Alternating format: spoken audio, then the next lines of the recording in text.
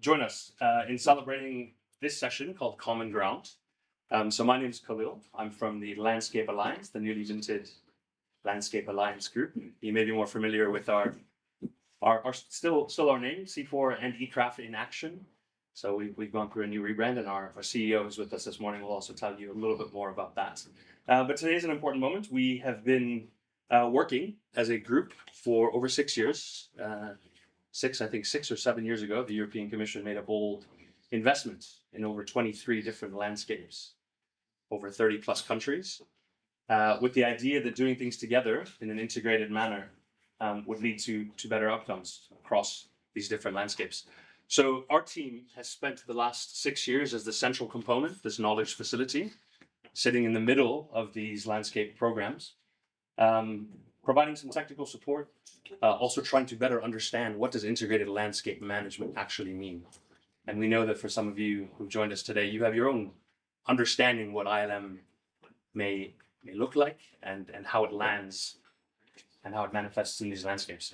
So we're excited to share with you our lessons. We've generated a number of really important lessons and understandings that I think enable us to also think about the future and how investments are then made in these landscapes. For the session today, we're going to spend the first hour and a half together.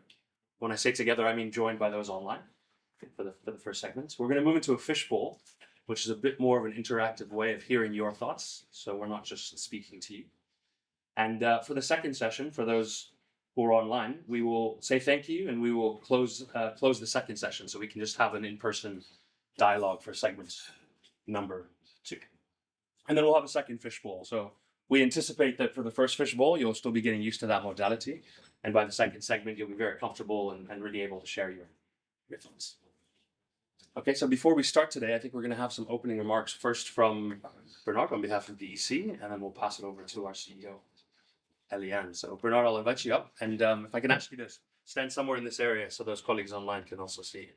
Thank you, Khalil, but my role here will be extremely limited. I think you already explained the scope of this workshop and the purpose, and my only duty here is to welcome you all, welcome the participants online, from the delegations from implementing partners, to welcome implementing partners based in Brussels, colleagues, and in particular to welcome the whole Landscape Alliance team, led by Eliane Ubalijoro, the CEO of the Landscape Alliance.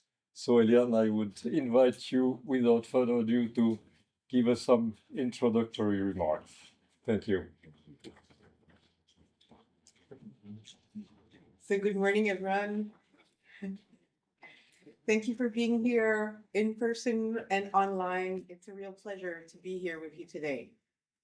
So it's really extraordinary to be with you as we celebrate, as Khalil was saying, and reflect on what has been an extraordinary 6-year journey through the Landscapes for Our Future program. Before anything else, let me begin with a thank you to our colleagues from the European Commission with us this morning. Thank you for your vision. Thank you for your support. 7 years ago, you made a bold investment, but more importantly, you made a bold observation. You recognize that the world's biggest challenges, biodiversity loss, food security, climate resilience, economic development, and trade, do not arrive separately on the ground. They arrive together. They meet in landscapes. Yet too often, we continue to design our institutions, even our own, our funding, our expertise, and even our thinking as though these challenges exist in isolation. Like many organizations, we organize ourselves into themes, teams, centers, and projects. We do this because specialization matters. Deep expertise matters. But fragmentation also comes at a cost, and landscapes do not recognize our organizational charts. Likewise, communities do not experience biodiversity separately from agriculture or conservation, separately from livelihoods. The landscape integrates these challenges, whether we do or not. That was the bold idea behind Landscapes for Our Future. an investment, your investment of more than 100 million euros, supporting 23 initiatives across more than 36 countries, all seeking to answer one fundamental question. Can we achieve greater impact by working in an integrated way? As you all hear throughout today, the answer is yes. Integration is powerful. You're expecting me to say it's not easy. It's not about easy, rather difference. It's difference because it forces us to break out of the safety of our silos, to be in that uncomfortable space where emergence can happen. It requires different ways of planning, different partnerships, different incentives, and perhaps most challenging of all, different mindsets. Moving beyond silos can be alarming, but it's doable. And if we can do it, we began to work in ways that reflect how these landscapes actually function, which gives us our best chance of tackling the complex challenges we face. Our conviction in this approach has become so strong that it has shaped our own identity. Landscapes for Our Future stands on the shoulders of more than 3 decades of work in integrated landscape approaches. That is why I'm especially delighted to share that the organizations many of you have known for many decades, CIFOR and ICRAF, are now united under one new name, the Landscape Alliance. A name that reflects our commitment to integrated solutions and landscape scale action. This is far more than a new logo. It reflects over 3 decades of science, partnership, and learning. It honors a long history of research and of innovation while signaling an even bolder future. A future where livelihoods, forests, trees, agriculture, restoration, biodiversity, and investment are no longer viewed as separate agendas, but as parts of one integrated system. The Landscape Alliance is built on the conviction that solving today's interconnected challenges requires integrated science, integrated partnerships, and integrated action. In many ways, the Landscape of Our Future program has helped demonstrate exactly why that matters. So today is not simply about looking back. We can do that another time. Today is about asking, what have we learned? What remains difficult? And perhaps more importantly, how do we take these lessons into the next generation of landscape investments? So I'm particularly delighted to be here today with our team and to see so many colleagues from the European Commission to help us answer these questions because, again, this was your investment and your bold idea. You believe that integrated landscapes management could help tackle some of our most complex development challenges. And today, our team has a tremendous amount to share with you. Through the global synthesis and reflections from practitioners across 23 projects, we hope to offer not only evidence of what has been achieved, but also honest insight into what should be done differently. Those of us who have worked in this space for many years know that programs inevitably come to an end. What must never end is the learning. The greatest legacy of Landscapes for Our Future will be whether the lessons from this program influence what comes next. And that is where we need your help. As you look ahead to the next generation of global gateway investments and broader development programming, we hope today's discussion helps shape that future and building on what worked and investing even more effectively in integrated approaches. Many more bold ideas emerge here. May many more brave investments flow from these discussions. We really need this, particularly as Europe has just gone through this heat wave when we are all realizing that it's not in far corners of the earth. We're all in this together. The world needs this because our challenges are not slowing down. If anything, they're accelerating. So to the LFF team, congratulations on the extraordinary 6 years of work. And to all of us here today, let us ensure that these lessons do not remain in this room. Let us carry them forward to help shape the next generation of investments that are more integrated, more collaborative, and ultimately more impactful for the landscapes and the people we all serve. So thank you, and wishing you all a productive, inspiring, and fun workshop. Thank you.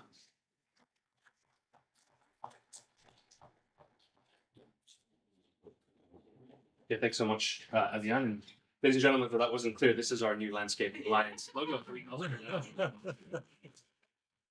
And of course, CIFOR-ICRAF in action. Let's just do a quick survey of the room. So who in the room is from the European Commission? Can you just raise your hands? We have a number of EC colleagues.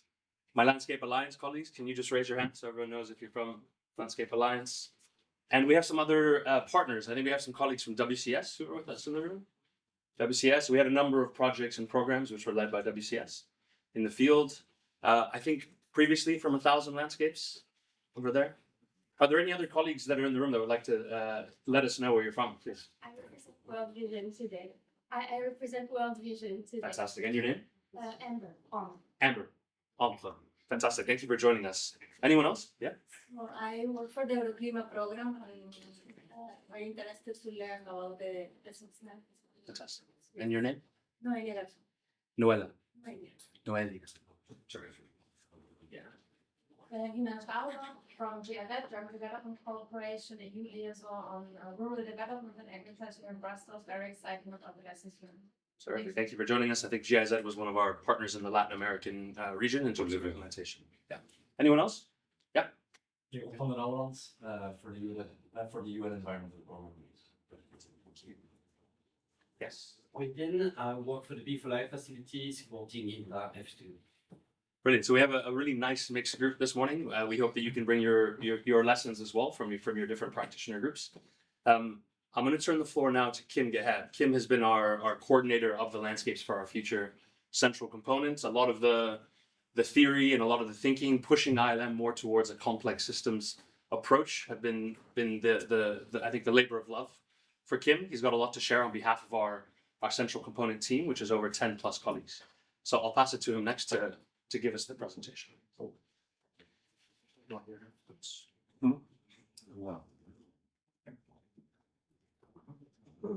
Good morning, everyone.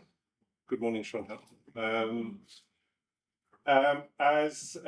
Khalil, and thanks, Eliane, Bernard, for your welcoming comments. It's really fun to be here today and to be able to share with you some of the thoughts, ideas, thinking that we have evolved from the Landscapes for Our Future program.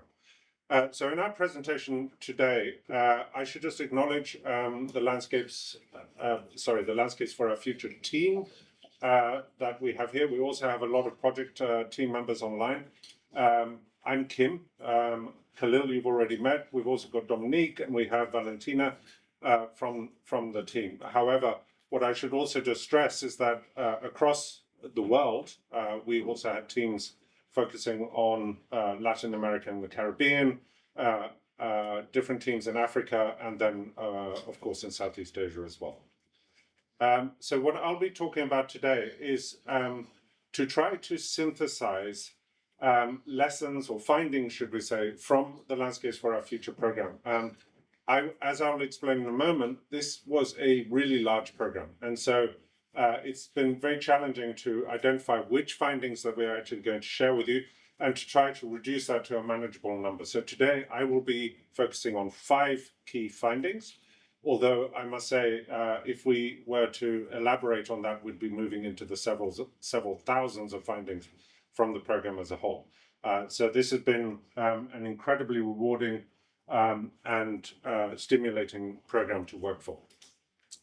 So in case you don't know about the Landscapes for Our Future program, this was our overall or overarching objective with the program as a whole.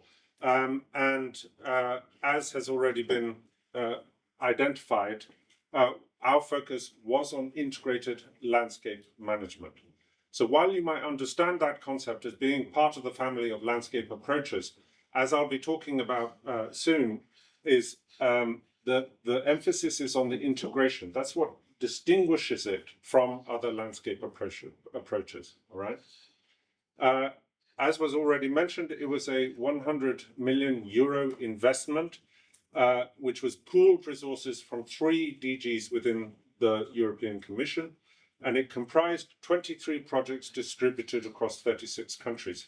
So we had 2 projects that were focused on 2 countries, but then because of the OECS as a partner in the Caribbean, we had an additional 12. That's how we end up with 36 countries. We had 89 partners across all of these projects, all right? So there was an enormous amount of institutional diversity when it came to the implementation of the individual projects. And this is already a level of complexity that is very impressive. But then at the same time, just to add to that complexity, projects did not start at the same time. In fact, when we were incepted, there were projects already on the way out of the program, and there are still projects going on, completing their no-cost extensions within the program portfolio. And then we had a tremendous diversity of biophysical variability across the tropics, whether that be drylands or rainforests, but then also the political context in which these projects were actually being implemented, different levels and degrees of democracy in the projects themselves. Some of the landscapes we were working with were largely intact, others were degraded. We were looking at island states, we were looking at mainland states, and so it goes on, all right? But what I will stress with all of this was that at the inception of the Landscapes for Our Future program, there was no consistent definition of what integrated landscape management actually was. And so that was a big part of what our work focused on, was how we give substance to the concept, all right?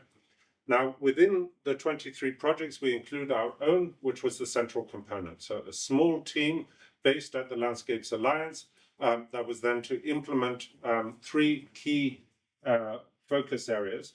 The first of which was to provide technical support to the projects themselves and backstop them as far as we could, and to identify where we could best support each one of these individual projects. The second of which was then to give substance to the idea of integrated landscapes management. And then finally, we evolved into the public face of the program itself. So when you Google Landscapes for Our Future, that is a website that we host and we populate. This was the partnership, all right? And I present this slide to give you a sense of the complexity there. However, if you even glance at this and you begin to observe how many animals are in these different logos, you will appreciate that when it actually came to understanding and interpreting what ILM was, there was a preponderance towards conservation perspectives, all right? And this was very important because it colors the way in which ILM is interpreted. ILM does not have to be a conservation approach. However, a lot of conservation organizations perceive it as a vehicle by which they can achieve their conservation objectives. So that was an important facet of how the individual projects actually interpreted ILM. Now, because we didn't, at the beginning of the program, have a working definition of what ILM was, we therefore established a hypothetical, all right? We hypothesized that the key ingredients of ILM constituted these 6 variables, all right? And what we then set out to do was to, in effect, test these variables together with the projects themselves and to see to what extent they were actually applicable in real-world landscape contexts.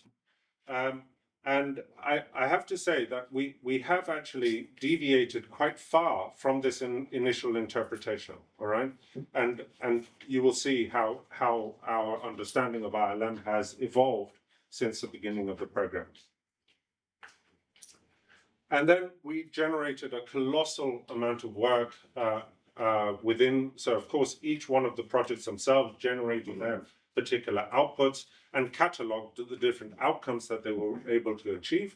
But then also within the central component, our intention was then to be able to synthesize some of these findings, which again, I have to stress that it was a really challenging thing to be able to do, given the immense variability across the individual projects themselves.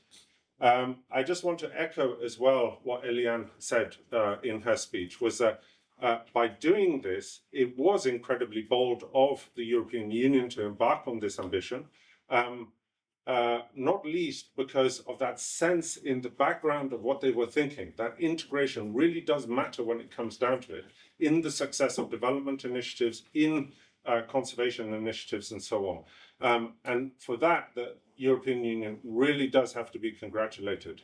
It was a grand experiment to see where ILM would land us and what its potentials are for the future. So we deployed a variety of methodologies, and it was, of course, very difficult to come up with methodologies that would be able to embrace the enormous diversity between or amongst the different projects. So in some respects, it was very much a case of going to a project and then working together with the project team and then asking, what are the things that you are actually proud of? And if you have anything that you're proud of, some projects weren't necessarily proud of anything in particular, how did you get them? So we had a very strong emphasis on the how within the mechanics of ILM more generally. And then to be able to percolate that upwards in such a way that we could draw general conclusions about the projects themselves. So there was a very, should I say, unstructured way of doing it, but then we also used a highly structured approach to understanding or deriving the conclusions that we'll be talking about today. But then my colleague Valentina will also be chipping in with some findings there. So let's start with talking about what we understand landscapes to be. So again, this derives from the projects themselves. This is what, if we could piece together and create indeed a mosaic of explanations and understandings of what landscapes constitute, we think that this is about the best fit between individual project perceptions of what landscapes were and a more generalizable definition of what landscapes constitute. So they are mosaics. And if you are familiar with remote sensing, it's very easy to perceive a landscape as a mosaic of different land use types, different types of vegetation, different urban land uses, rural land uses, and so on and so forth. But what we are particularly interested here is a mosaic of interests, all right, and in particular overlapping interests within individual landscapes. So those of you who are familiar with the landscapes arena and the literature there, we often talk about multifunctional landscapes, and this in turn is also recognition of the diversity of interests that populate individual landscapes.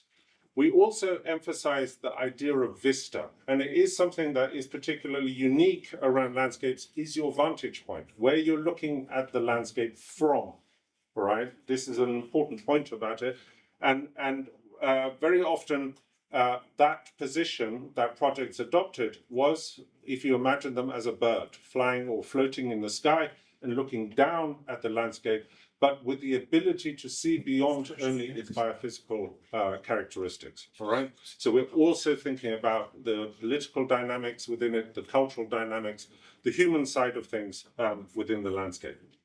And then what was also very, very clear from all of the projects, whether they were explicit about it or not, was the entanglement between these different strands of influence within the landscape. So at its most basic was the entanglement between nature and humanity, all right? But then when we move into the interests of different groups within the landscape, that entanglement becomes even more poignant within the context of the landscape, and indeed more acute as we progress through individual projects. If we then take that a step further and we begin thinking about integration or integrated landscape management, ILM is of course an intervention, right? We are intervening in a particular system, and we understand that the landscape is complex. And this is a very, very important accent to our overall findings within the program as a whole. Complexity is a challenging concept, especially if we imagine that the plans that we implement will result in the results that we anticipated. The key thing about complexity is that it limits our predictive capabilities. This is very important, yes? And that then has implications for how we design interventions, both within the landscapes for our future program and into the future. And then what we also observed that with all of the projects, obviously, they wanted to generate some kind of change. And we can imagine a proposition within which the project arrives at the landscape, observes it, and then delivers a judgment that the landscape is heading in the wrong direction. Yeah. Otherwise, why would you have a project? There's no point in having a project if it's heading in the right direction. I will say that we generally had two types of project. The most common project type was where that judgment was that it was heading in the wrong direction, yes, and therefore a shift in heading was required. But that we had a minority of projects that observed that the landscape was in a condition that they wished to conserve it in, right? And so those projects then were aiming to conserve or to protect the landscape in its present condition. And in effect, how do we actually do that? But they were a minority. Virtually all of the projects were mostly focused on shifting direction. And where did they want to head that direction? It was in social ecological directions. What do we mean by that? Typically for all of the projects, they perceived that there was an imbalance between human activity and the environmental condition of the project, the landscape, all right?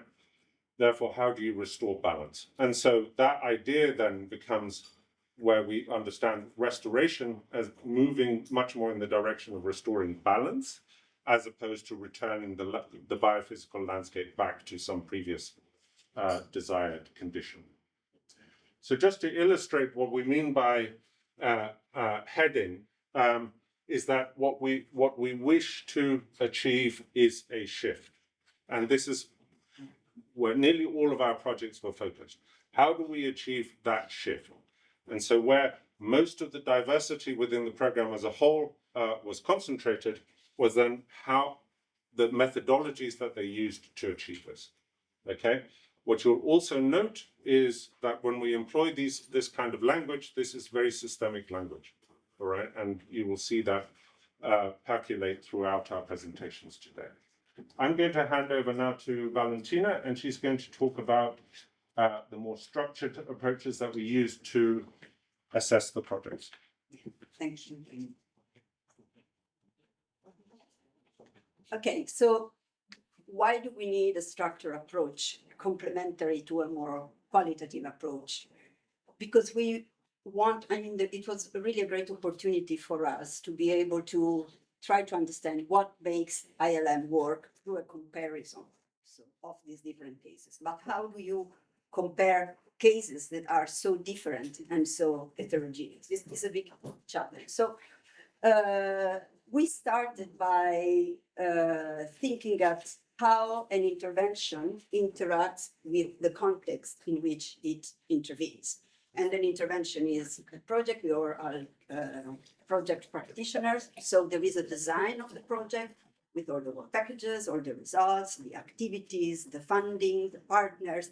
All this is part of the project design.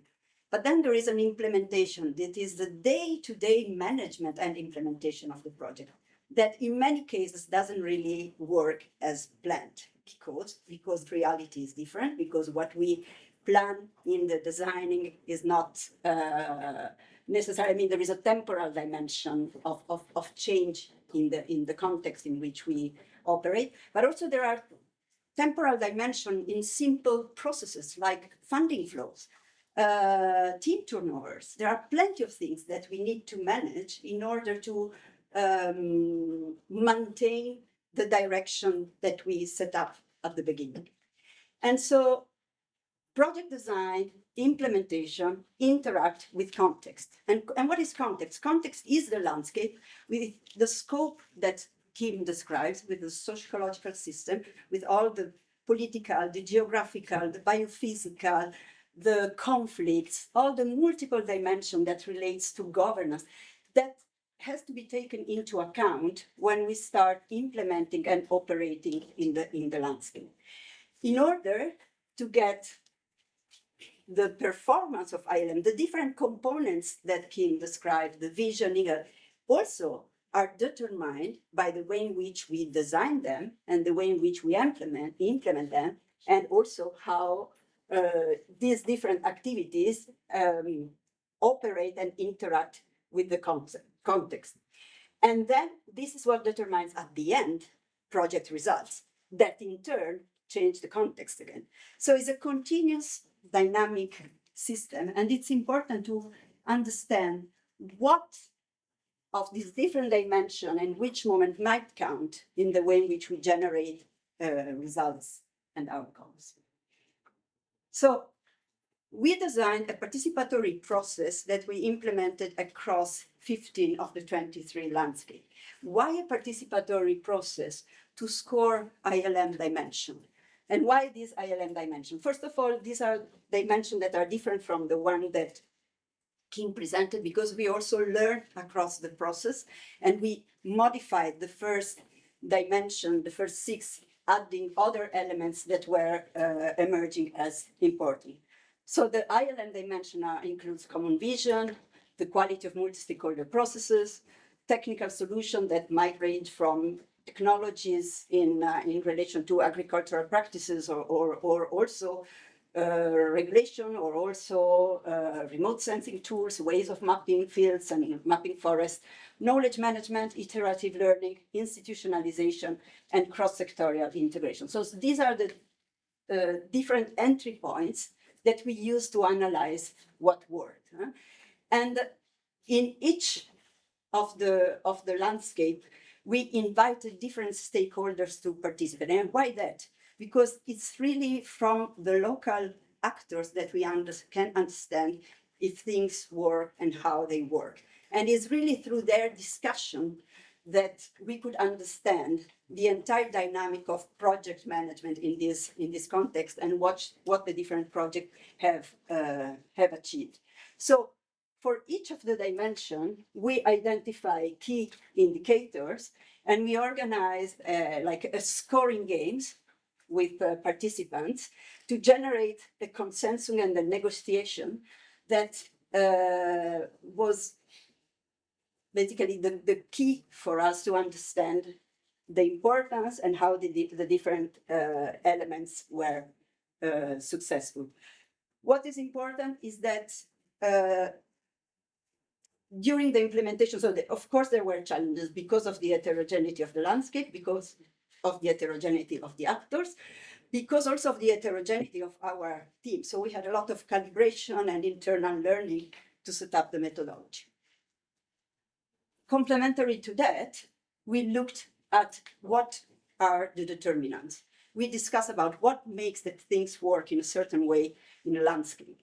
And this is elements related to project design, elements related to project implementation, elements related to the context, elements related to the geography. And we really managed to get to a high level of detail and granularity in understanding why, according to the practitioner that are all your colleagues, things did work or not. And many of these people are super experts, so the learning of the collective learning of this work was very high. So we then systematized all this information, and we started using more quantitative approaches to analyze causal mechanisms. And so I'm not going to enter into the detail, but what is important is that in terms of process-based indicators, like having a common vision, quality of MSP in project, MSP platforms. The project did score pretty well. But the challenges were in institutionalization and in integration.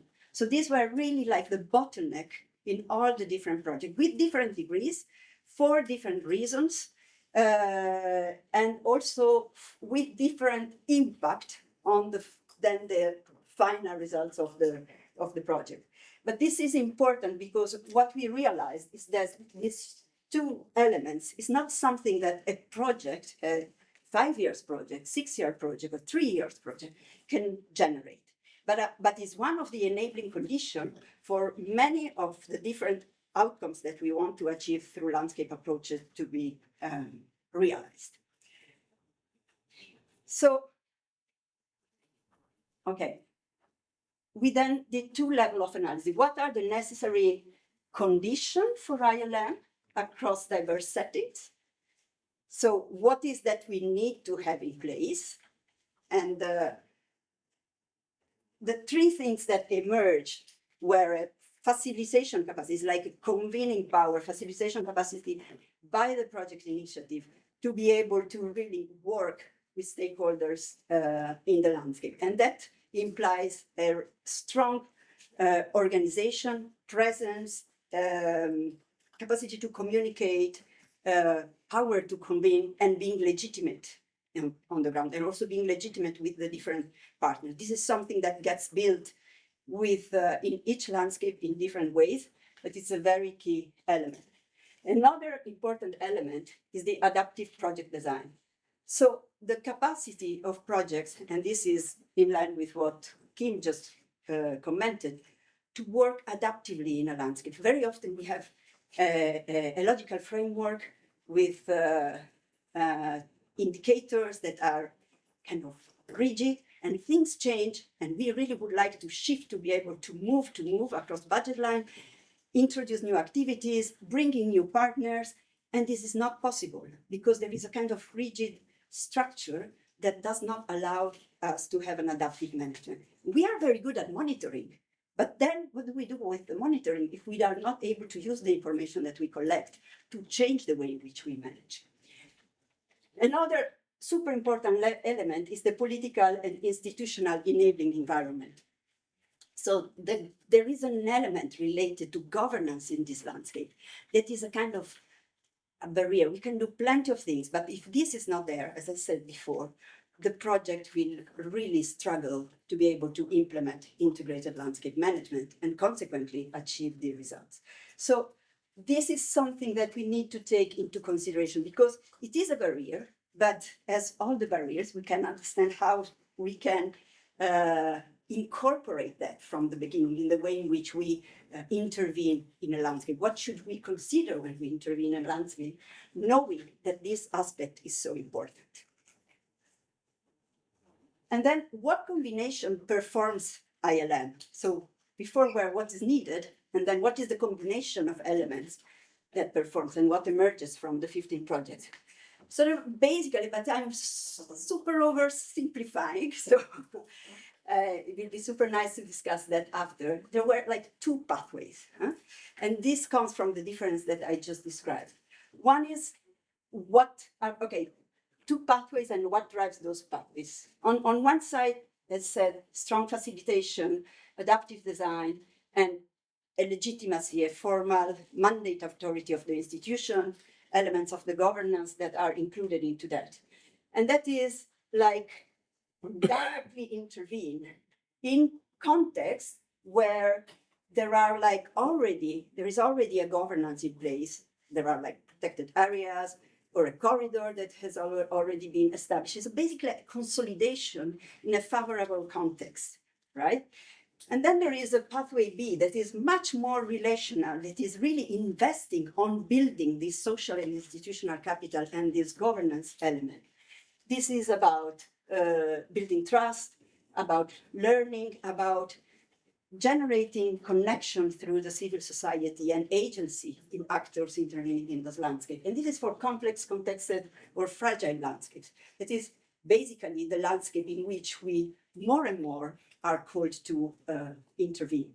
But as I said, these two pathways are really super simplifying the way in which then project clustered around these trajectories.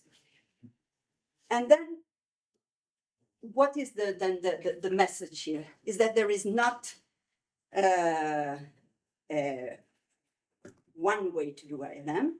The way in which ILM interact with landscape and the way in which intervention through ILM influence landscape might change. What is important is really to understand and pay attention at every level to context and how context evolves, and not be afraid of having some loops and not being afraid of having a process that is not iterative. Let's make that explicit. Let's understand how different things might shift. Also, in the way in which we implement ILM, that should not be just one intervention, it's a continuous iterative intervention along these different trajectories. And I think that's it, because now Kim will go very deep into this. Yeah, if there are questions.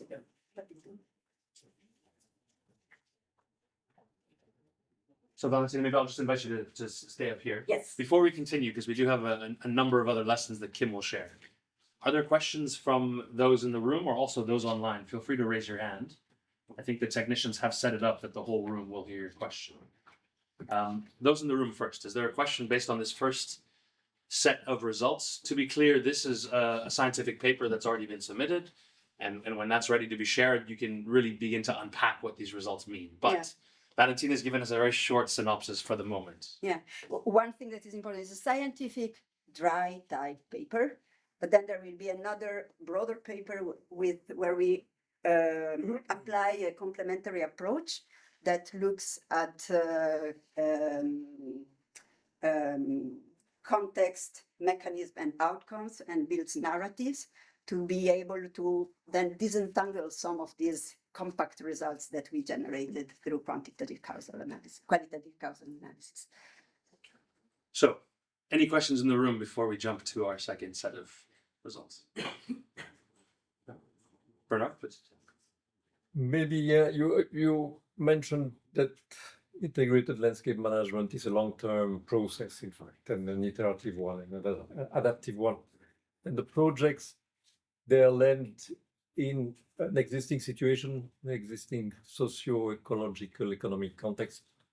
I think it would be interesting to know whether you have identified across the different projects pre-existing structures and conditions, possibly traditional mechanisms and so on, that were already delivering these integrated landscape management approaches. Yes. And that the project could possibly strengthen. Yeah, so just more details. We had a... Just so that the other colleagues can also hear your response. Yeah. So we implemented a survey on the context to describe governance, tenure, existence of MSPs, processes, everything that can be mapped and can be relevant as a legacy or as an ongoing dynamic in the landscape. But then also we looked at project design. Who are these consortium? How were they built? Did actors already be present in the landscape? What were their legacy, their legitimacy to operate? And then in the third session, participatory session, we in the working with the different project partners to understand, we kind of assess how important these different legacies and dynamics were in each of the landscape. And it emerged that being trust so important, the fact that, for example, organizations were already intervening in a landscape and that this was one way to continue an intervention, or these projects were embedded into broader portfolios of intervention, really made a difference in the capacity of the project to mobilize actors. So there is a sense of innovation and continuity at the same time.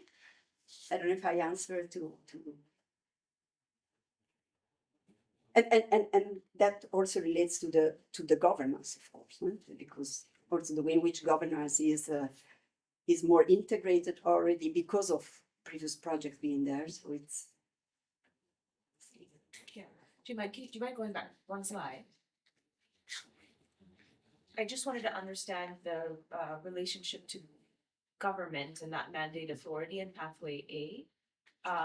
And to just better understand, was that a context where the government was also understanding the importance of ILM, or it was more the mandate to the institution that had that capacity, skills, etc.?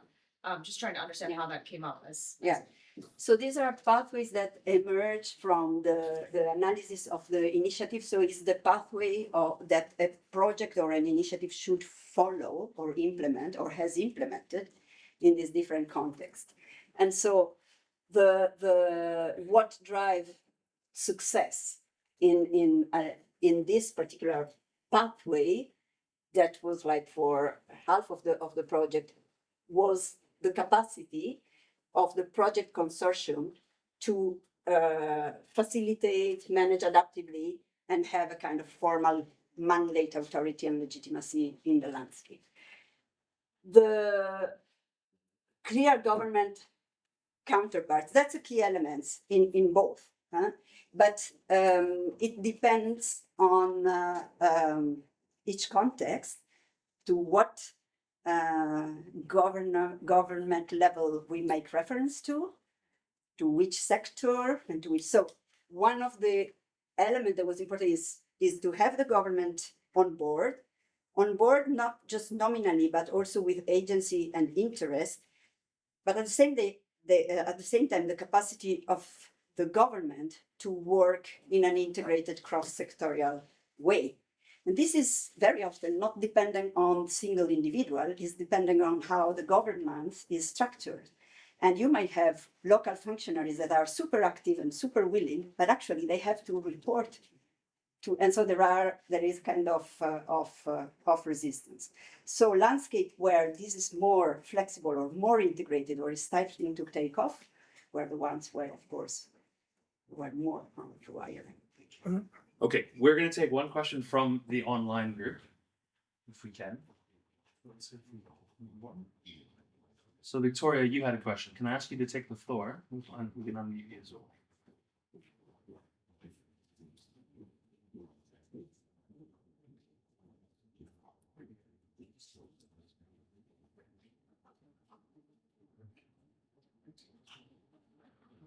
Good morning. Thank you so much. This is all extremely interesting. I was wondering, because these projects were financed by the EU and of course your involvement. My question is about the interaction between the bottom-up and the top-down processes and how these influence the achievement of positive long-term outcomes. Yes, I can start and then Kim can continue. It's also part of things that will be described after. It's a very relevant question. Thank you, Victoria. What we observe is that the project, I mean, it's really, and it has been a challenge for the project to understand at what level of governance or which level of governance to bring in. And very often there is this issue that we have started to call now the missing middle, that you work maybe at the national level or you work at the landscape level and you miss what is the level that might generate changes. So you need to have both bottom up and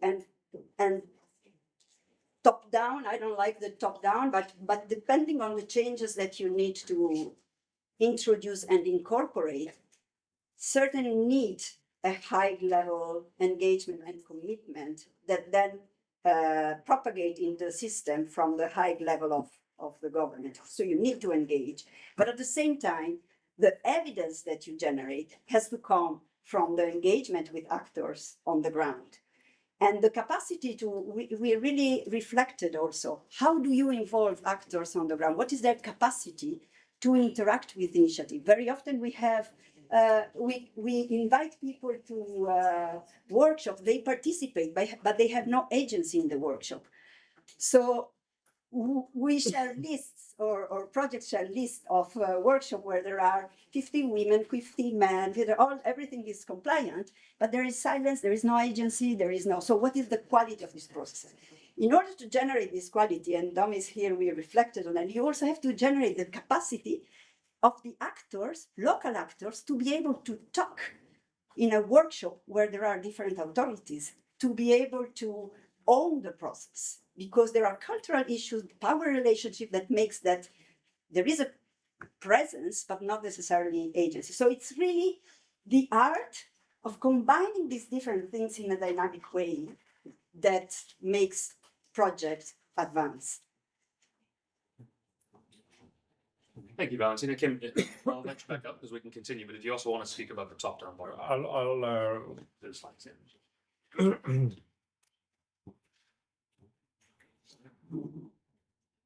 Okay, thank you, Valentina. And we now move into the phase of our sort of broad level findings around the project itself, program itself. One of the challenges that we were really confronted by was the presence of the word landscape in integrated landscape management, because there is a tendency amongst us all to regard landscape as a biophysical unit. All right, it's something that we can stamp our foot on. It's something where we can observe that trees are growing or vegetation is growing. It is inhabited by wildlife, etc., etc. But the integration dynamic in all of this is what's really important. And what we also observe is that the complicating factor with the landscape is that the landscape is already integrated. It's already doing what it's supposed to be doing. Yes? And what happens is that we humans, we intervene in the landscape. We have a tendency to amplify or dampen particular trends within the landscape that then cause the imbalance that I was talking about earlier. Okay? And so our attention, therefore, needs to shift away, not ignore, but away from the biophysical dynamics of the landscape itself and towards what people are doing on it, right? And this is a key challenge.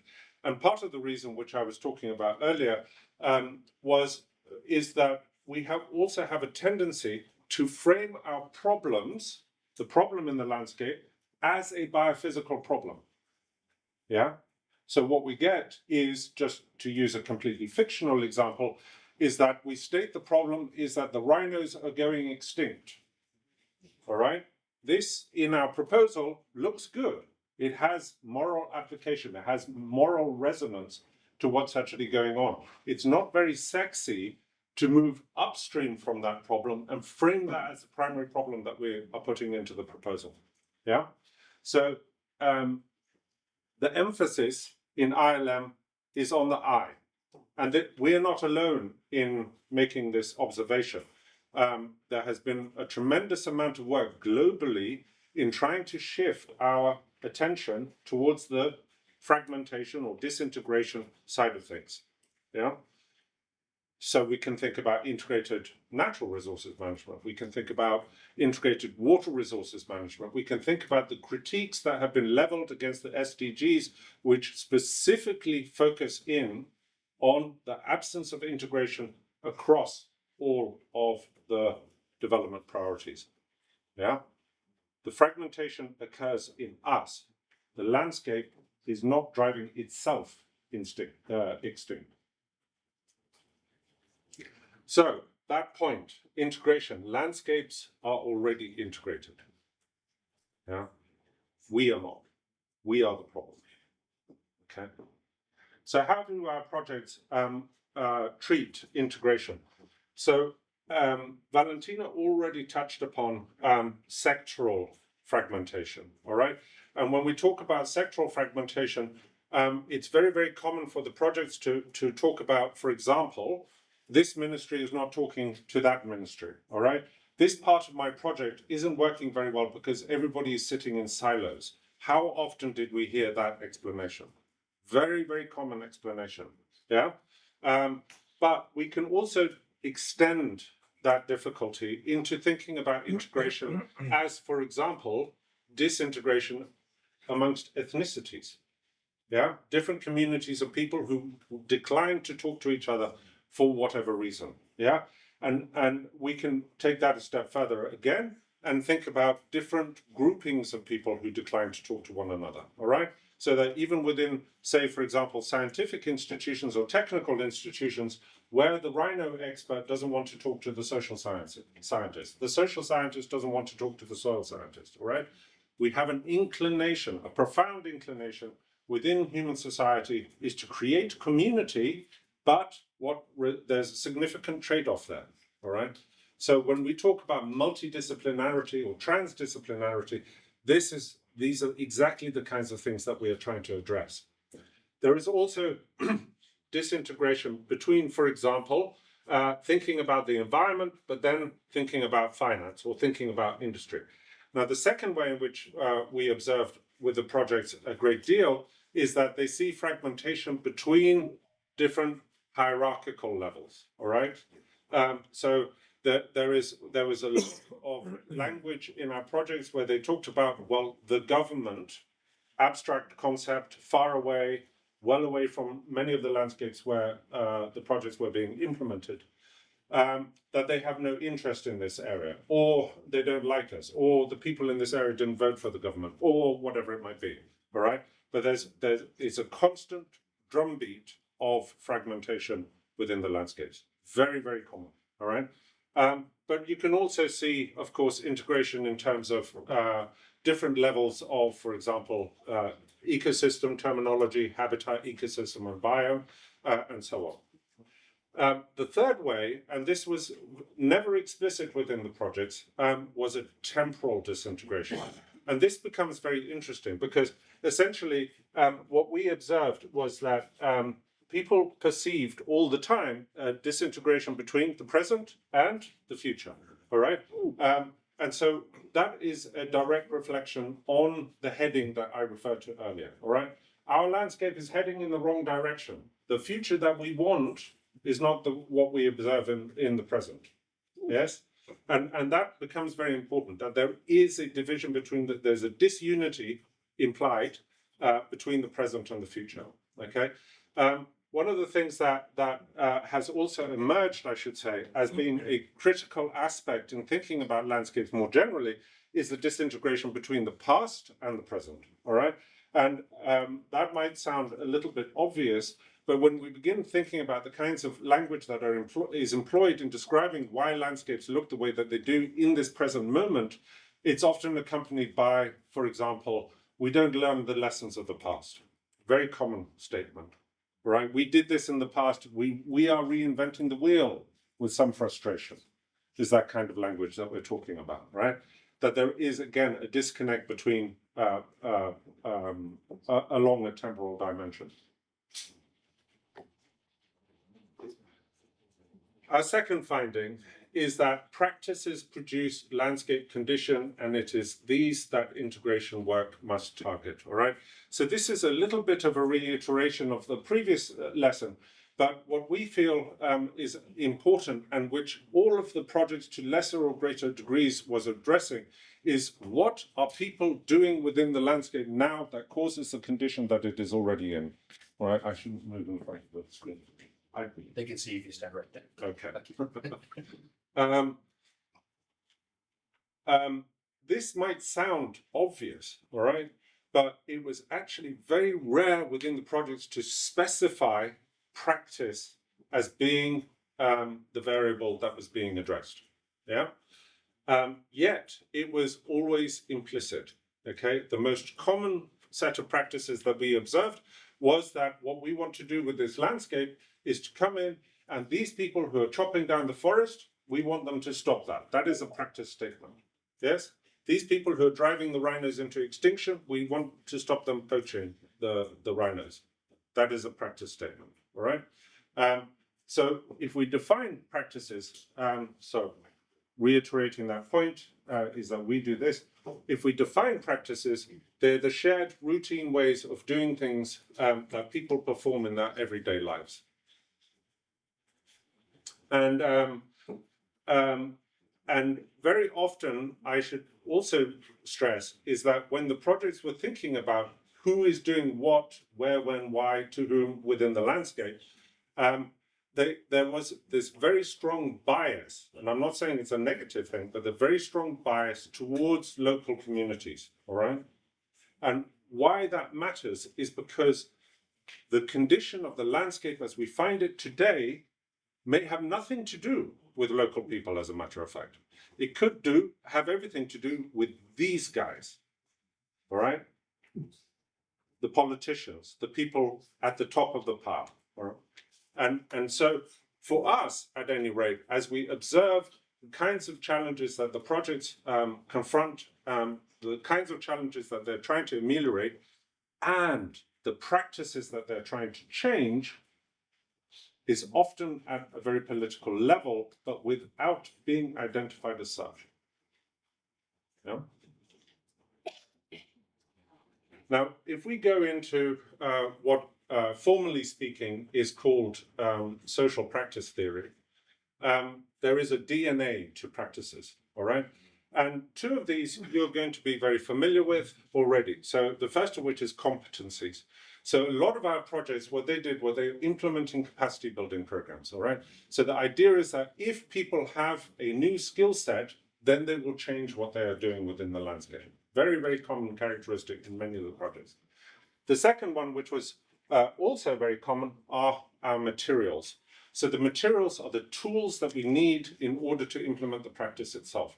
So when we're thinking at very local levels and we're thinking about an agricultural system, say, this could be your hoe, or it could be your tilling device, or it could be your shovel, or whatever it might be. It could also be tractors. It could also be, indeed, your crop spraying aeroplane, or whatever it might be. But what was less talked about were the meanings associated with the practice itself, okay? And our meanings are actually incredibly important. I'll delve into this a little bit further in a moment, but just to exemplify it, is that we might observe a practice in a local community where everything suggests that the community involved should really be changing. It makes no sense to continue this practice. The market isn't there for the produce that they're producing, okay? Nobody likes doing it. But there applies that our forefathers did this, and their forefathers did this, and so we're going to continue doing it for this reason. But I will also provide an additional inflection, is that when we utilize meanings associated with particular practices, we also generate an opportunity for ourselves, and this is very important. So, for example, in many of the countries where the projects were being implemented, modernity is a big deal. To be seen to be modern is a profound thing, all right? So you've got your farmer standing there in a pair of fake Gucci sunglasses and a pair of fake Gucci jeans. That is a statement in and of itself, right? So if we can attach that kind of meaning to a new practice that we're trying to introduce, that can carry it forwards, all right? Now, the challenge with thinking about practices in these terms is that if we introduce just one of these, while neglecting the other two, then it probably won't stick. Yeah. So when we try to change the way that people are doing things, and we try to incentivize that and give meaning, the tools, and the skills, we have to address all three at the same time. That doesn't necessarily make it more difficult. It just means that we have to pay attention to the three strands of the DNA at the same time. Yeah, it's a very important aspect to this. And as we'll be discussing this afternoon, you'll see how we've centered practices as being a key variable when it comes to thinking about integrated landscape management. The third finding, power produces and maintains fragmentation. And as I was talking about earlier, as we were all getting coffee, power is something that we don't like to talk about. It's considered a little bit of a dirty word. And this is problematic because it affects everything that we implement in a landscape, all right? And we use a systems term here a lot when we're talking about power, is it patterns the landscape. It is power relations that affect, for example, the practices that we're implementing within the landscape. And it's a little bit convoluted to think about, is that if we observe that there's a local community carrying out a practice that doesn't make any sense whatsoever, right? We think that they have exercised their agency in that moment. We think that this is a really good idea. We're going to do this practice. However, what we typically observe is that the community is doing this practice because it's the only option available to them, given the surrounding power landscape, right? It's as if there's a void in the power that they're taking advantage of, and within that void, that's what they can do, right? They understand more often than not that the practice that they're applying to the landscape isn't necessarily the best one. It was so common when we talk to our projects is that the community already knows what they're doing is unsustainable, right? That's a very disempowering statement. The other thing that I just wanted to emphasize, and I think I have a slide on this. Okay, let me just elaborate on this. The definition that we used is an old definition. We worked very, very hard at trying to understand power, and in many respects is how do we make power a slightly more palatable conversation, given social structures or social norms that prevent us from talking about it. And this is fundamental. It's my ability to get Bernard to do something that he would not otherwise do, right? Often we see that as influence. We see influence and power as being more or less synonymous.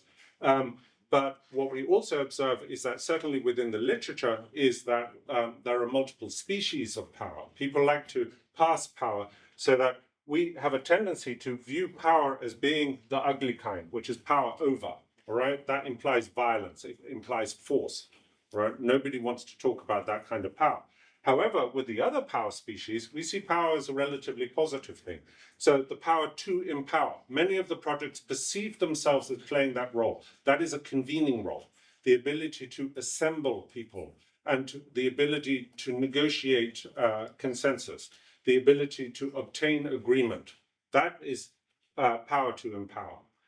Then we have power with, which is much more of a collective idea. Is that within communities, if we collectivize, then we are in a position to deliver some kind of change within the landscape. Power within, that is the inherent power, right? The endogenous power to the community. And then we have power to, which is explicitly about agency. Yeah? But these can all be perceived as relatively positive characteristics. And then we take it a step further. And what we do is we arrive at a typology where what we observe is that we can slot in every single one of the 22 projects into this dartboard. Yes? And where we can observe that fragmentation is when we're moving in a counterclockwise direction, and integration when we're moving in a clockwise direction. Where the worst kind of fragmentation is the violent one. And we have to bear in mind that many of our projects were working in violent environments, right? Between Chad and the Central African Republic, that's one. In Papua New Guinea, there was another, right? So many of our projects were working in distinctly violent environments, and we could perceive viscerally the disintegration that was occurring within these landscapes. And then we take it all the way to the other extreme, and what we're talking about there is a type of power which we call commoning. Now, if you're familiar with common property resources, these are resources that, by virtue of their characteristics, can only be managed in common. Air, climate, ocean fisheries. These are good examples of common property resources. However, with commoning, and the idea behind commoning is that we should treat all natural resources in this way, right? That's the logic. And so what happens with this diagram is it helps us to understand that the level or degree of integration or disintegration within the landscape has everything to do with how power is distributed within it.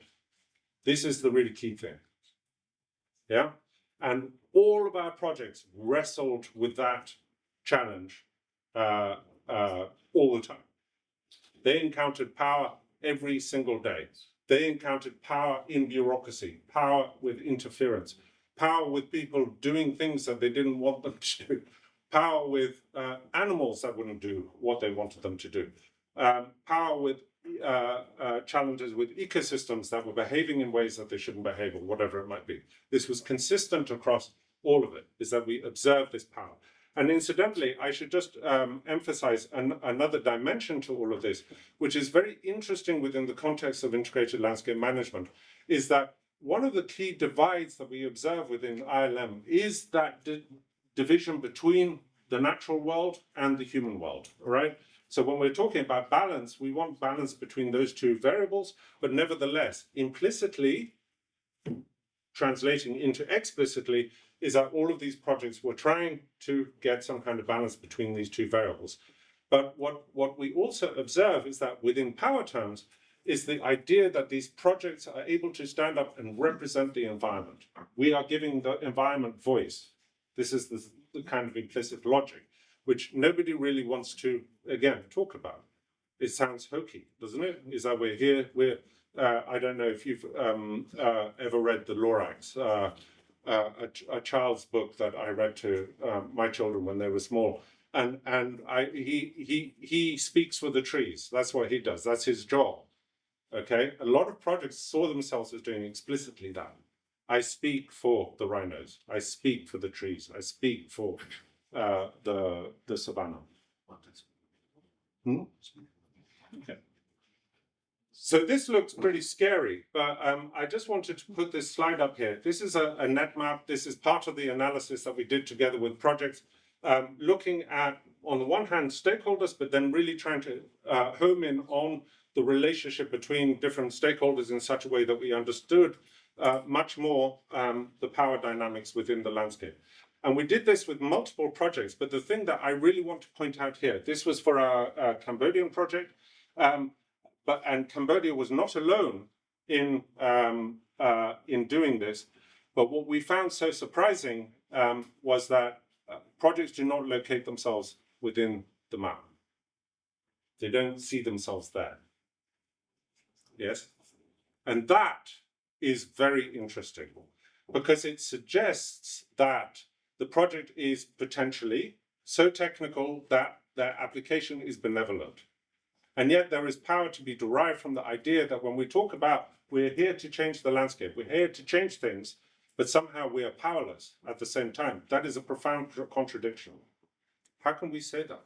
We have power as well, and it's important to understand that, which we call positionality, right? Is to understand the inherent characteristic and power of the project itself in order to deliver change.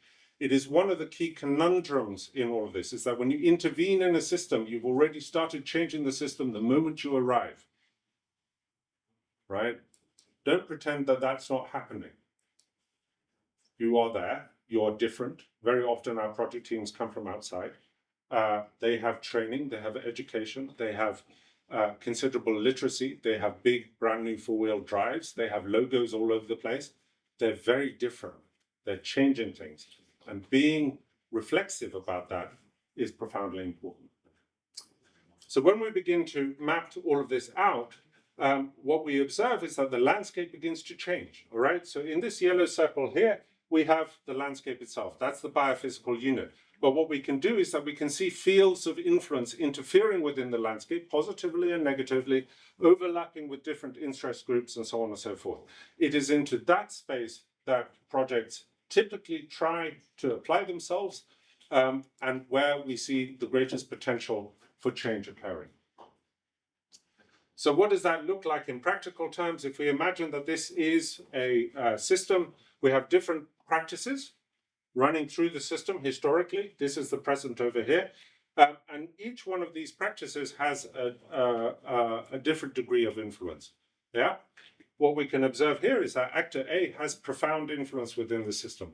That means that actor A shares the largest burden of responsibility for why the system is heading in this particular direction.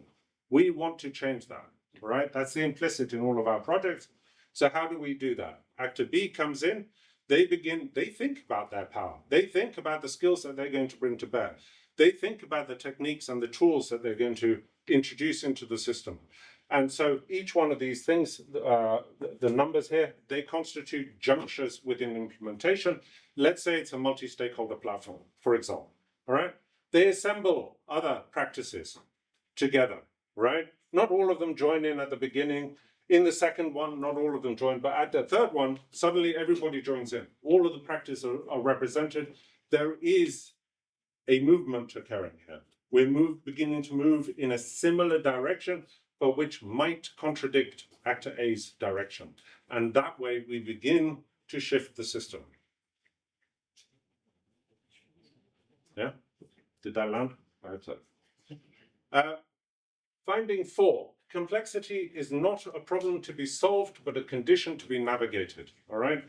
With a lot of our projects, and in fact, just in common usage, when we talk about complexity, it is regarded as a negative thing, right? Oh, it's so complex. Oh, my goodness, that institution is so complex. Yeah, it's often accompanied by eyeball rolling. Yes, but the thing is that it is a characteristic of the landscape, whether we like it or not. Yes, and so therefore, what we really have to focus in on is how we're going to be able to apply ourselves to that complexity, given that it's already there. So this is what I'm calling the Rumsfeld mouthful. In 2002, Donald Rumsfeld delivered this quotation at a news briefing, and he was reviled for it. He was laughed at for years. In fact, people are still laughing at him. Because he delivered this quotation. But the problem was that he was quoting somebody else. He was actually quoting his own intelligence services. And what he was pointing out was the complexity of gathering intelligence for the United States, right? We have known knowns. Yes, we have known knowns. Those are the things we know. Yes, those are the things we know. But we also have known unknowns. We know what we don't know. Yes? But then finally, and most debilitating, is there are things we don't know. And the reason why this matters is because within complexity is our ability to be able to perceive that something might be relevant, but we don't know how. But nevertheless, we maintain attention to that thing in case it becomes relevant into the future, and we might want to take advantage of it.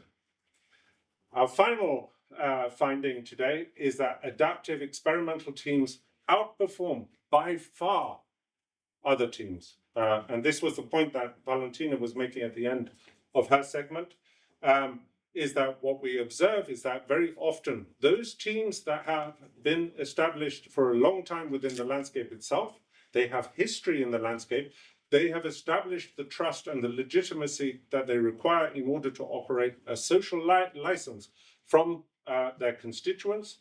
They're the ones who tend to succeed.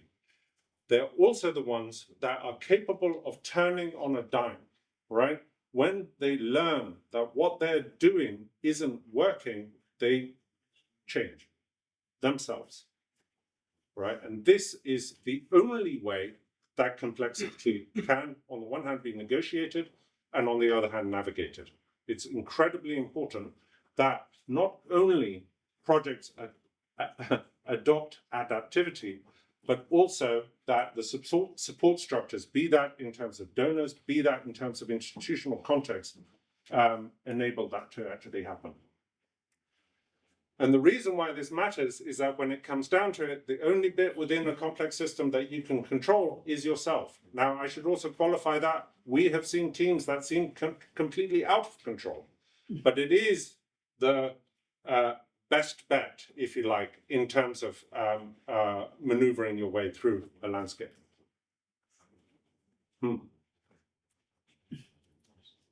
Something was lost there.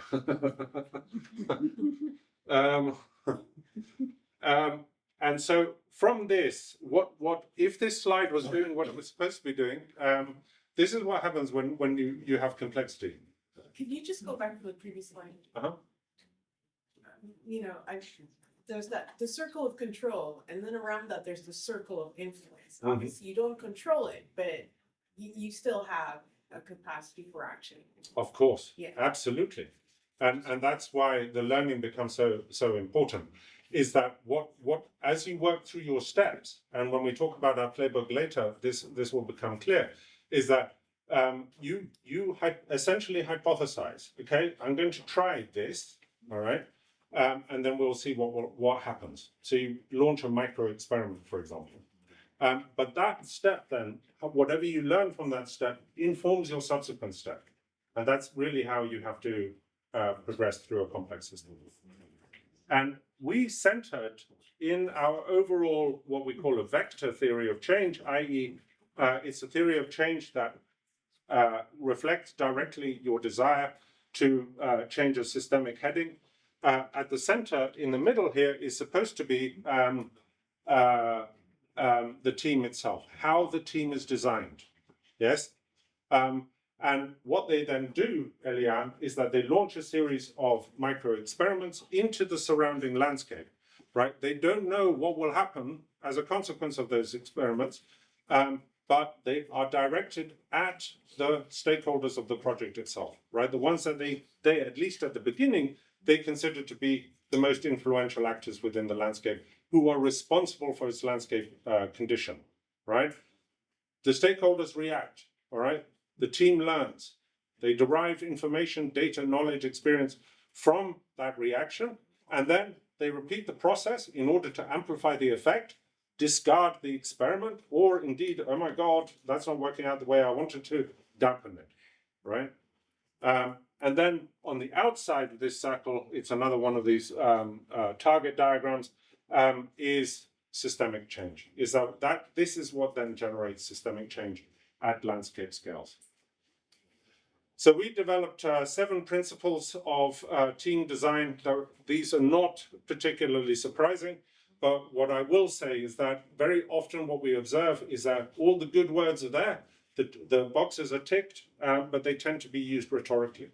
And that's very dangerous, because it's selling something that a project might not then actually put into action. Yes?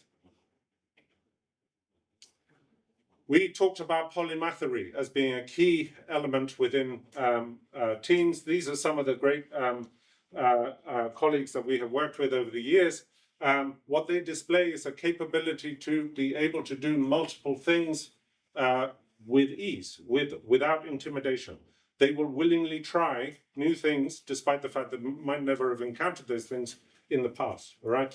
These were all people who displayed very, very high levels of this capability, which in the playbook we refer to as polymathery.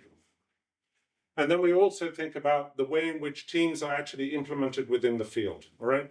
So one of the ways in which you might actually perceive this is that all of these teams, what they're doing within the field, they have the same objective, but we understand that the teams will reach that objective in different ways, right? Let us experiment.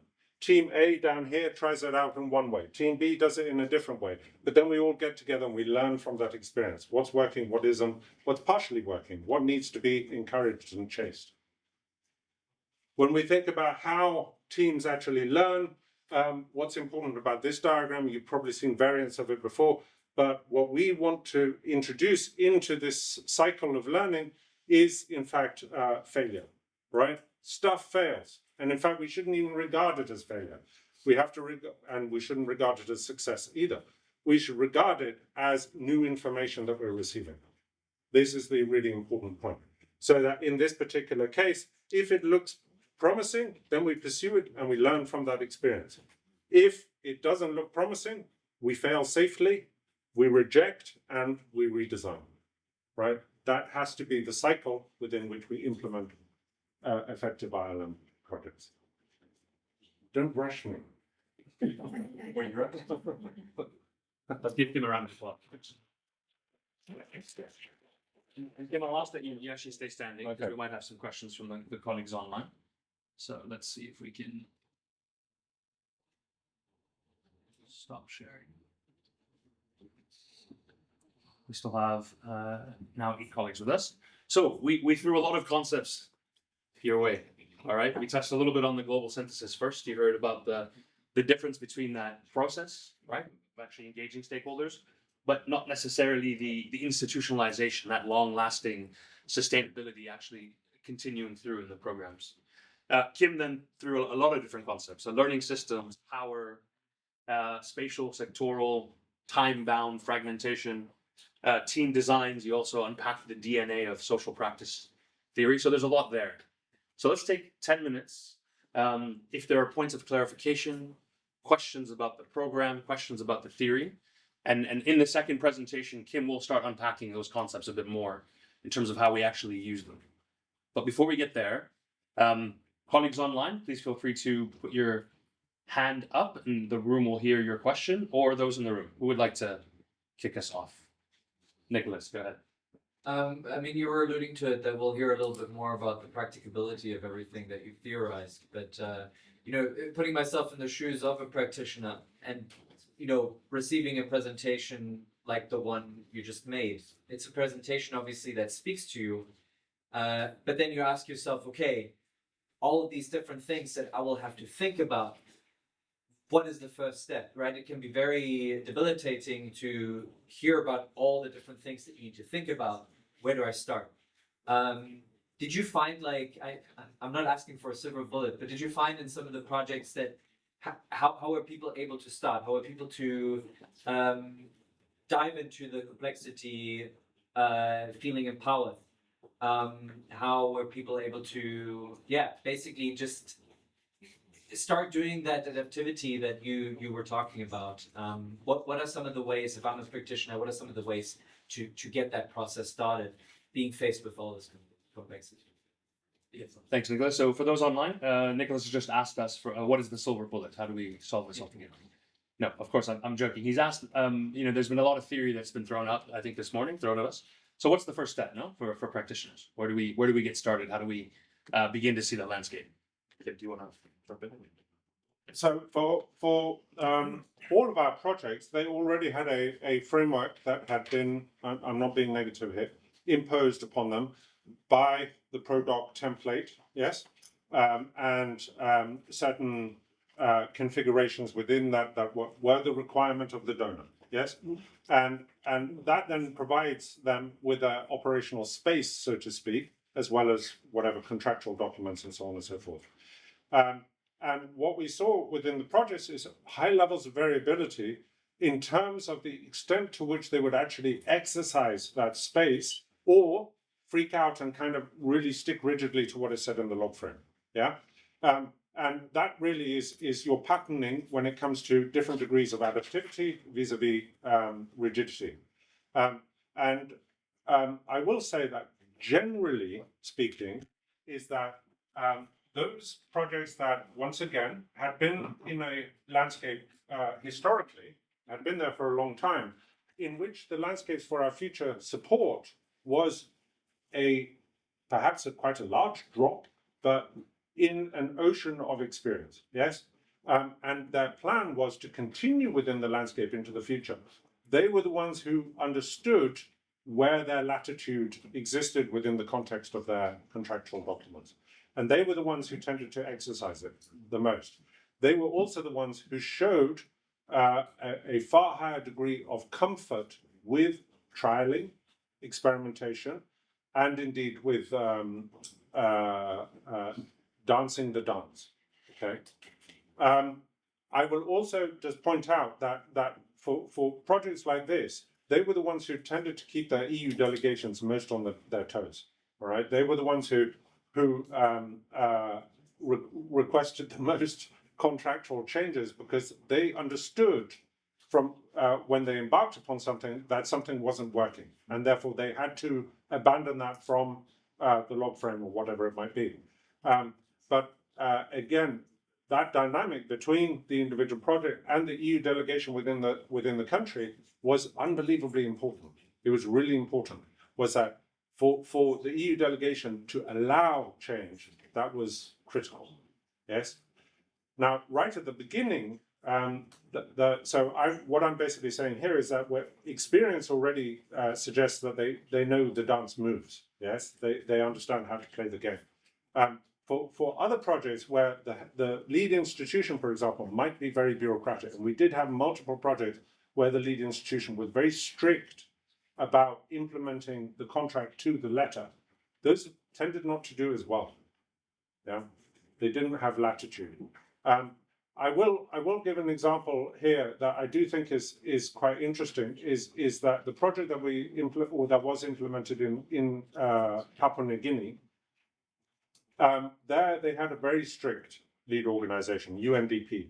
Yeah.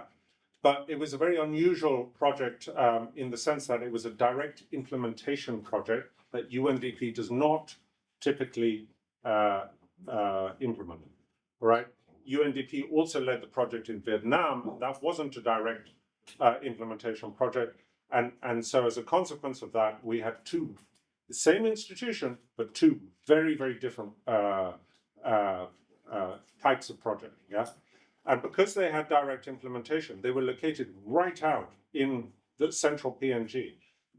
They then exercised considerable levels of latitude, experimentation, and indeed that adaptivity within that particular very adversarial context, difficult context indeed, and came up with some of the most innovative, those other thousands of findings that I was talking about, some of the most innovative solutions to that particular environment. It was very, very clever. And I don't, like most of these people were seasoned UNDP operators, yeah? So that they came in with a lot of rigidity, but then exercised it outwards as they realized that in the absence of this, they weren't going to succeed. I think Valentina wanted to also provide a response. Yes, but yeah, Very short. super shortly, so that we can also have other questions. I think that one of the implications is really then how do we look at landscape when we define and design the intervention? What do we need to know about this landscape and designing the project? Because as it was presented, you might have a project that is about rhinos conservation, but actually what do we really need to understand about the scope of the intervention that looks, I mean, in the past we did look at root causes, but it was not necessarily a systemic way to look at landscape. So to me, it's really changed the way in which we approach the design of an intervention and consequently the teams, the funding, the flows. Yeah.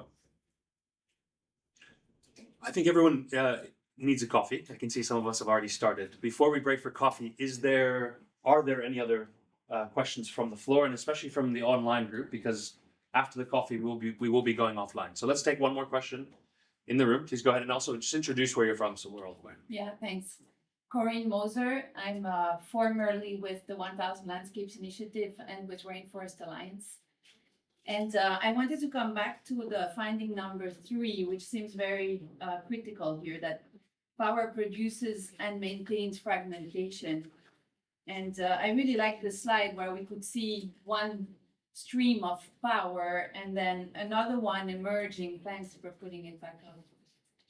In the green line, we saw this new line of power convergence emerging through a multi-stakeholder partnership.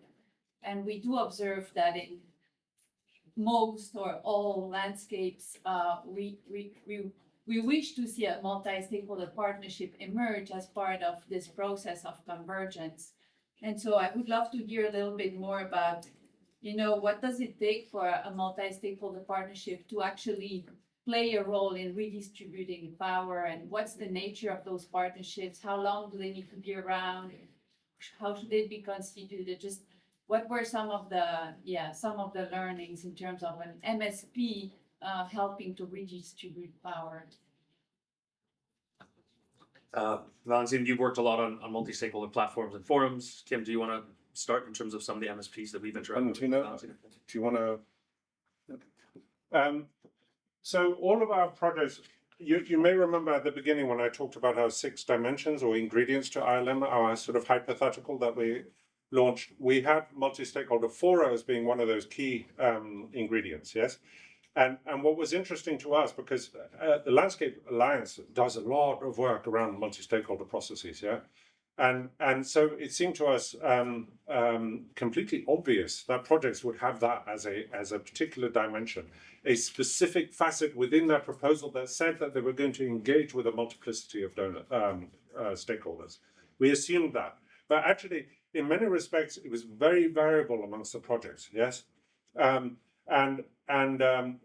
What then does it take? So I made the point earlier on in the presentation is that there is this tendency to frame the problem as a biophysical problem, and then you respond to that biophysical problem by employing experts in that particular field. Yes, makes perfect sense. However, when the project then gets implemented and you've got all of your rhino experts in the implementing team, what they end up doing instead is that they have to go out and they have to work with stakeholders. They have to negotiate stuff. They have to do the engagement stuff that they might not have within, unless they're polymaths, might not have in their individual skill sets, right?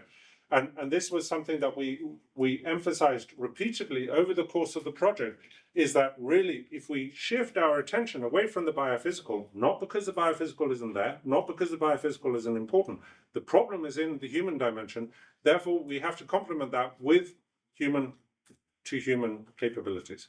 All right. So these are people like mediators, negotiators, facilitators, and so on and so forth.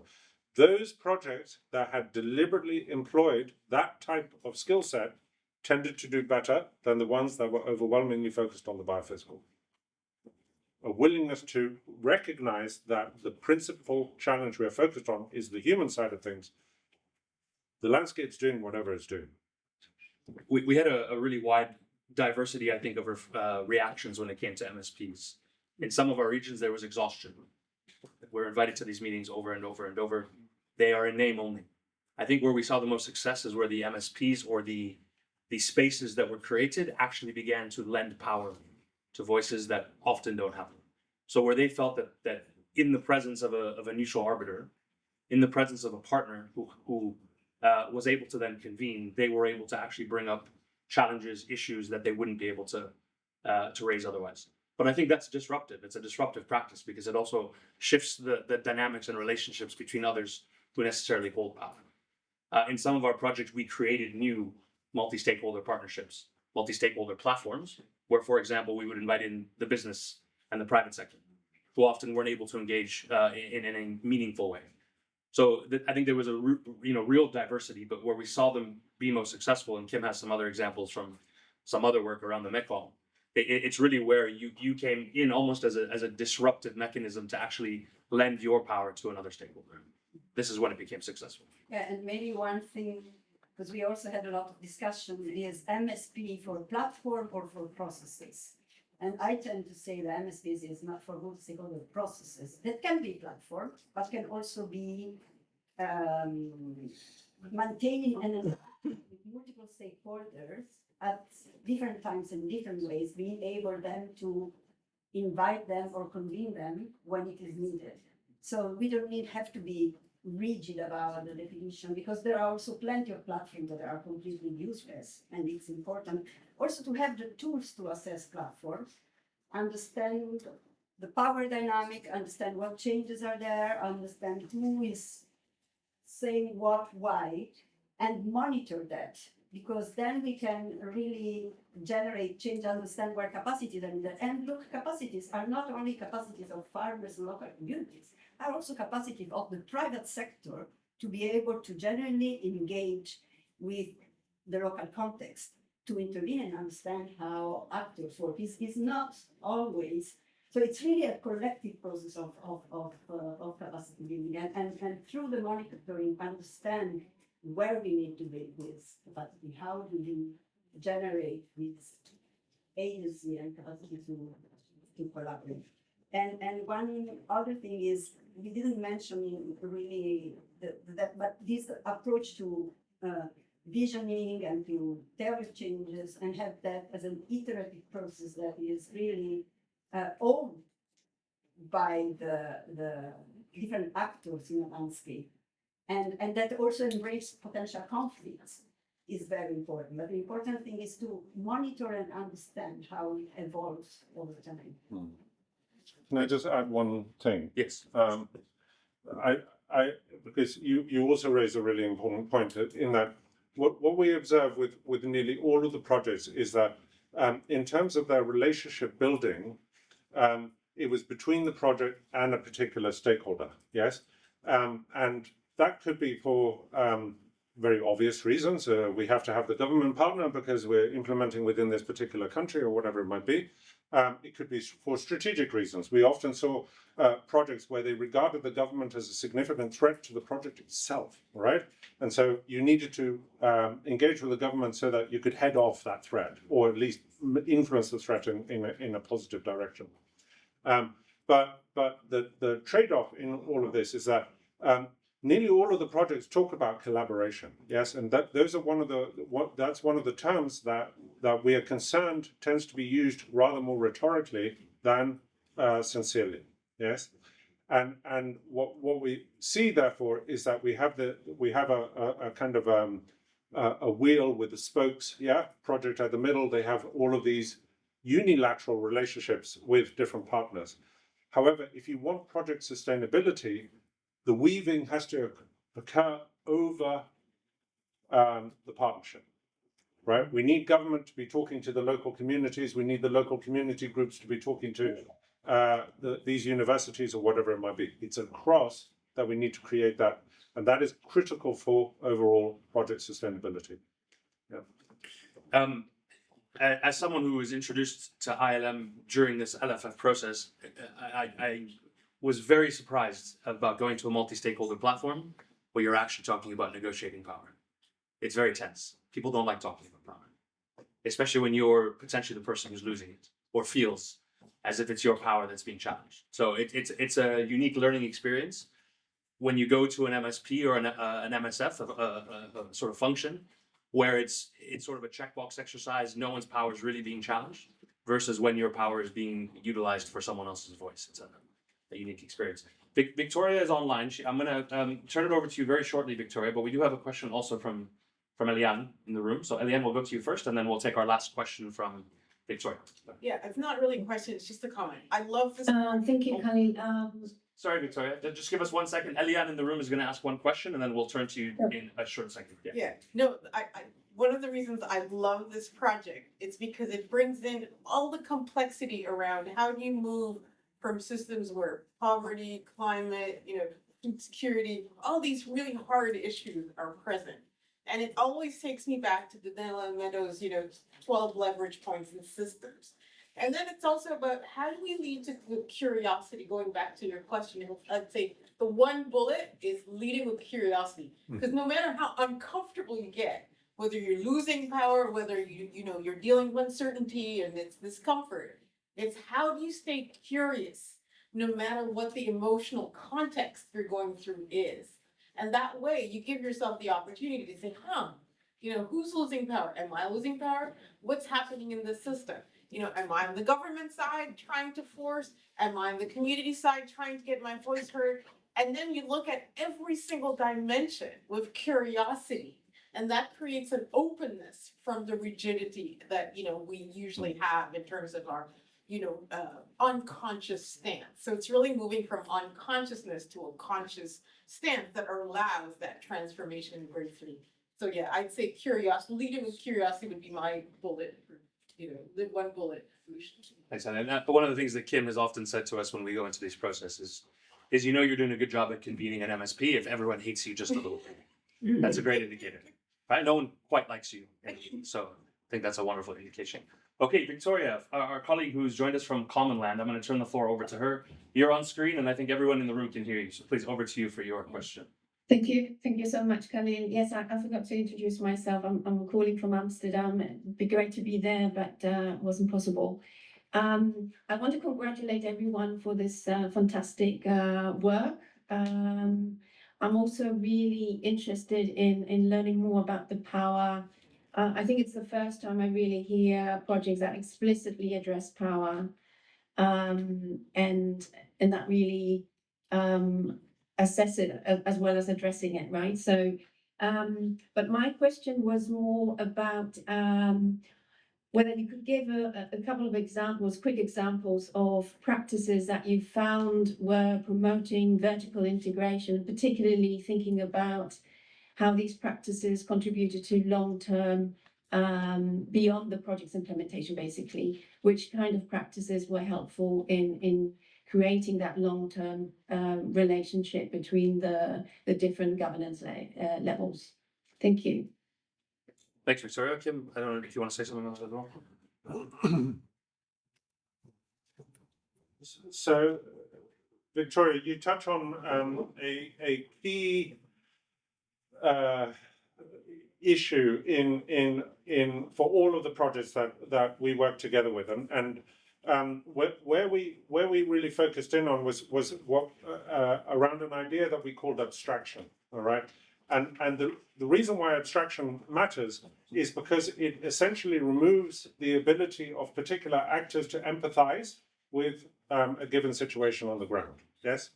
So when you've got your government minister sitting up in the capital, 400 kilometers away from your landscape, they have no idea what it's like to be a poor person in that landscape, completely powerless. It's not something that is within their repertoire of experiences necessarily. Maybe they came from that, but I hope you get my point. So how do we reduce that gap between their experience and their lived experience with that of the lived experience of people on the ground? And frankly, it's impossible. It's not possible to achieve that.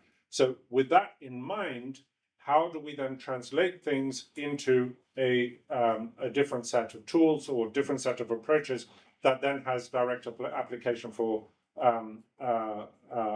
constituents on the ground? Yeah.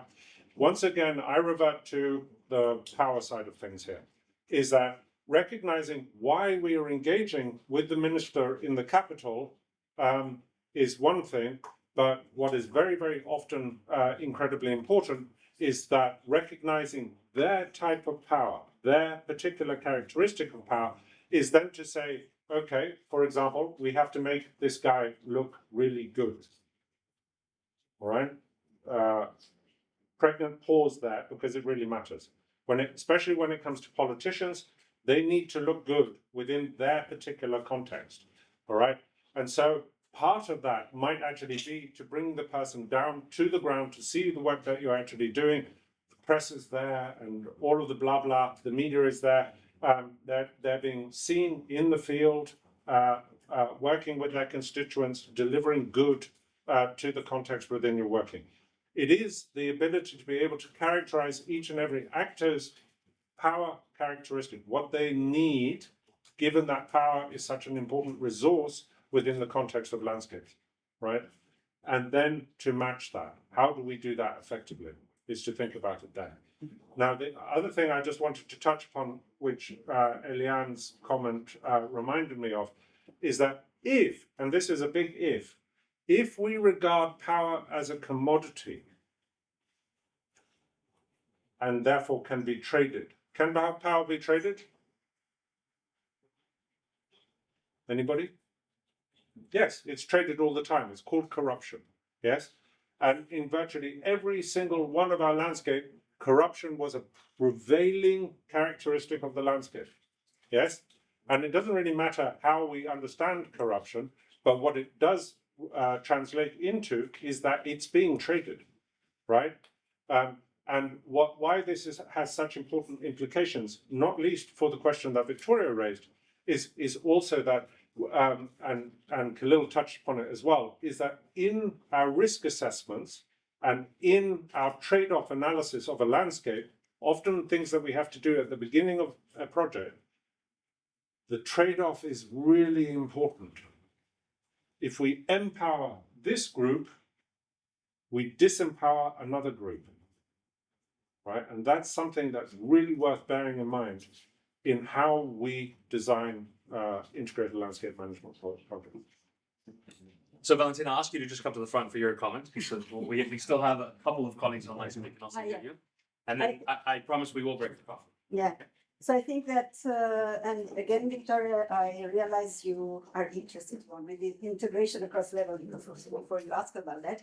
I think that the vertical integration is both senses, and actually there are also tools or approaches within the project life that can be experimented to try to generate this empathy and exchanges. The gaming, the companion modeling, working on scenario, foresights, it really depends on how you implement these things. But one of the key elements is really to bring the relevant people. Very often policymaker looks like powerful, but then when you look at the power map, they are totally irrelevant. We want to have them, but maybe there are other groups that have interest. What you want to have is really to bring these people to the local sites to understand and develop the visioning and support the visioning starting from the bottom. One of the things about power that we have not mentioned. It was in one of the slides of Khalil. Many of these landscapes, there are also powers that are very strong, that are illegal and criminal. There is not only corruption, there is narco traffic, there are militias, there is everything that is there. And these are the more, when we were doing the power mapping, the 10 were the militias or the narco traffic. So it's really important also on that to generate the capacity to talk about this and make this power explicit, because that is what will generate any risk in your project. And there are plenty of partners that know how to work in these conditions. So it's not a project alone, it's a cluster of activities and intervention that has to be designed to generate a favorable context. Thanks, Valentina. So I'll just say a very quick thank you to all of those who joined us online. I see our numbers are now down to around 5. It was great having you with us. In the room, we're going to go get a coffee and we're going to come back, but I think that ends the first segment. So once again, thank you for joining us, and we will be sharing the recordings and all of the materials shortly after the call. Thanks.